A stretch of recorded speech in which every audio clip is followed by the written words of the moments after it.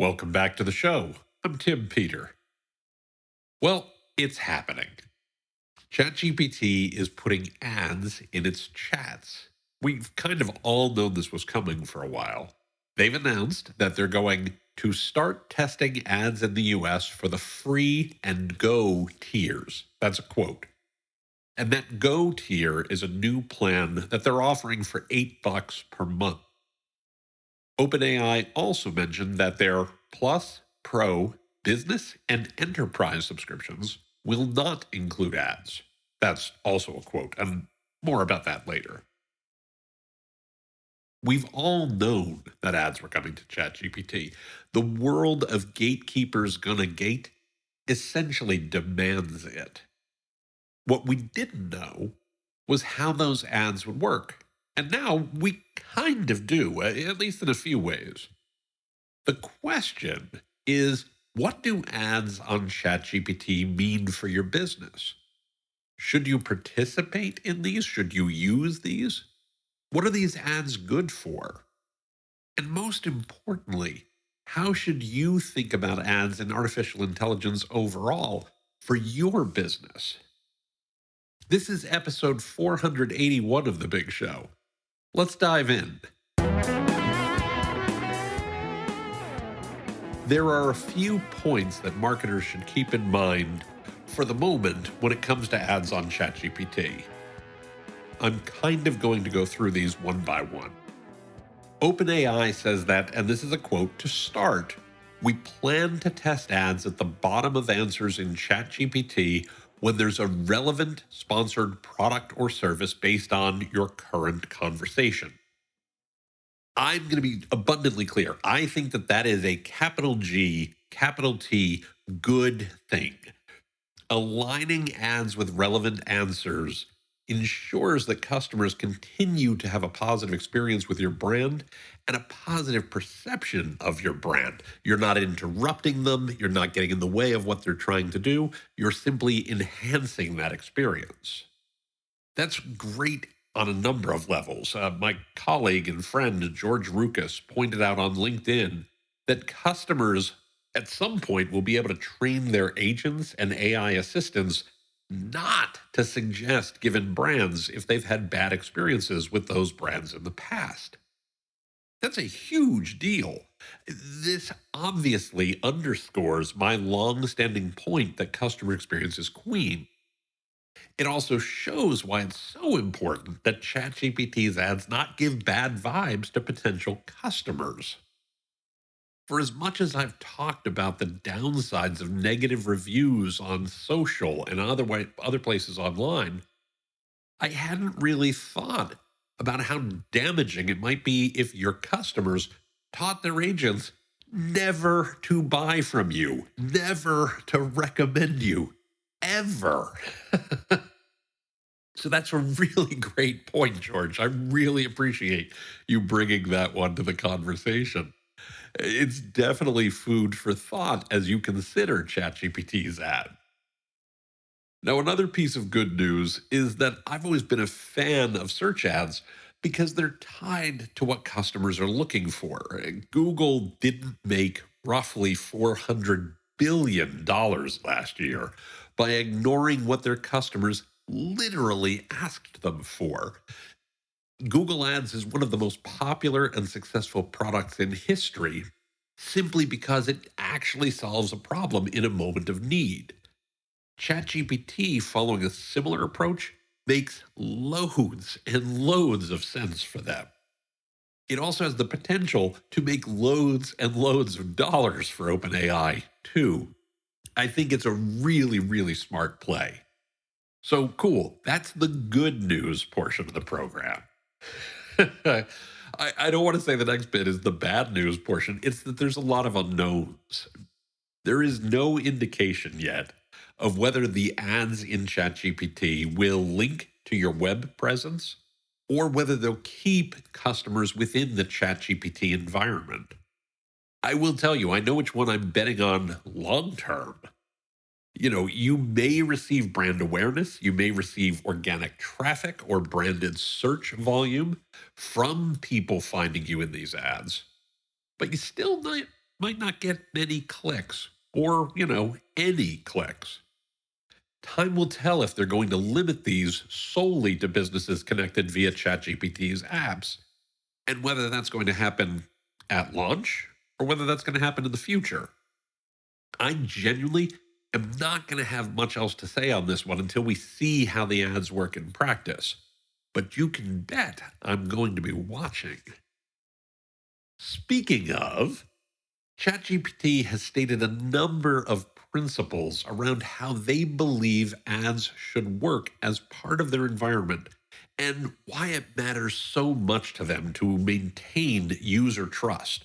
I think that's great. I genuinely believe in this, and I believe them.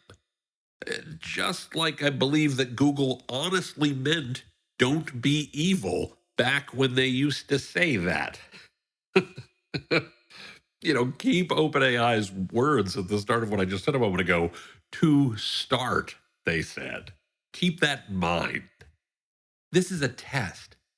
They don't know how ads will work for users in practice, even as much as we do.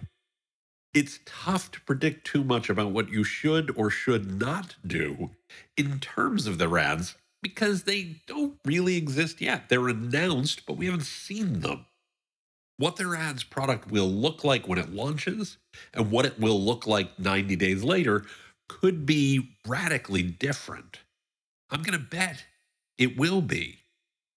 At launch, they're going to limit ads to ChatGPT's two lowest priced tiers, free and the $8 a month one. At launch, the ads will only appear at the bottom of the chat.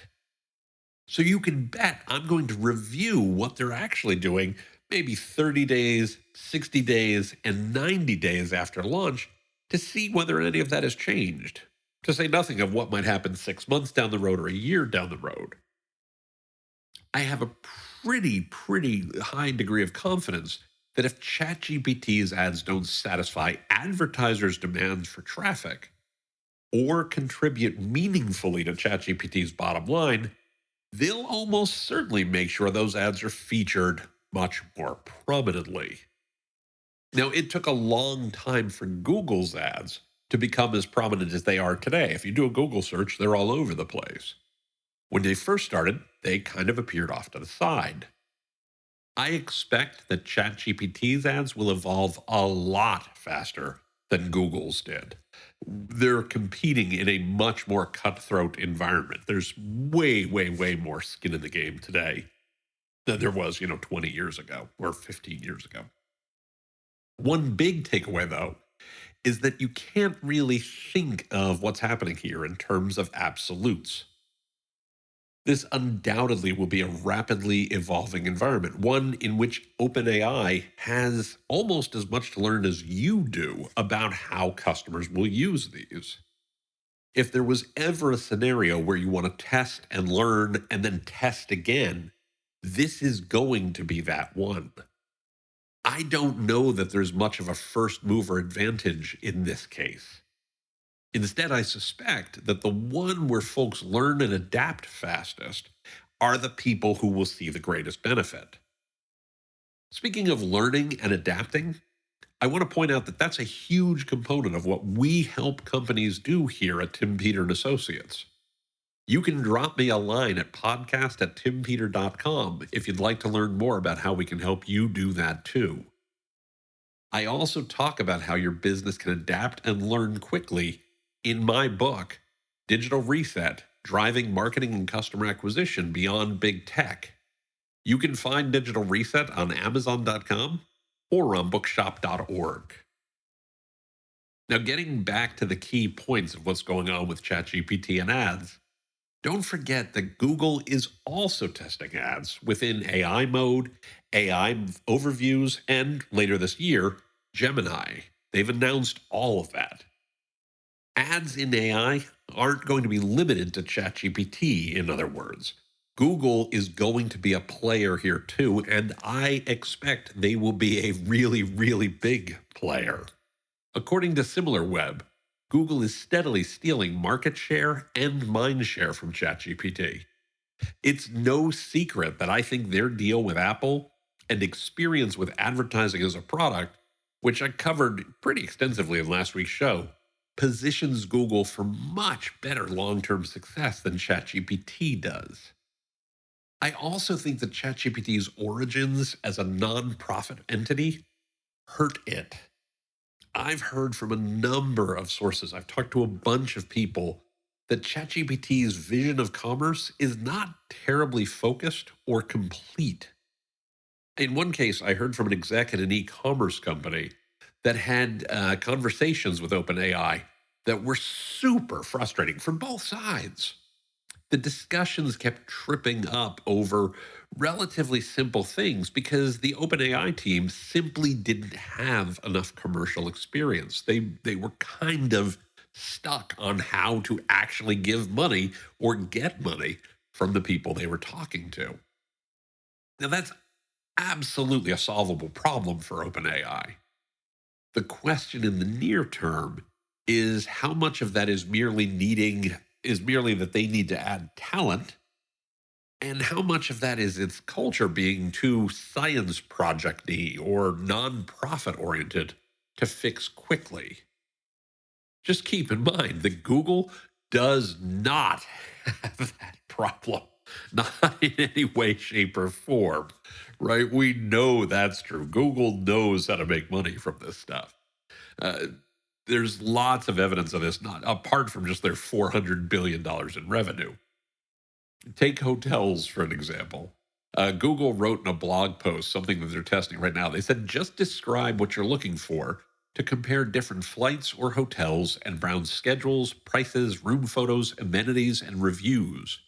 You'll be able to follow up and refine your options. And then once you're ready, you can quickly complete the booking with the partner of your choice.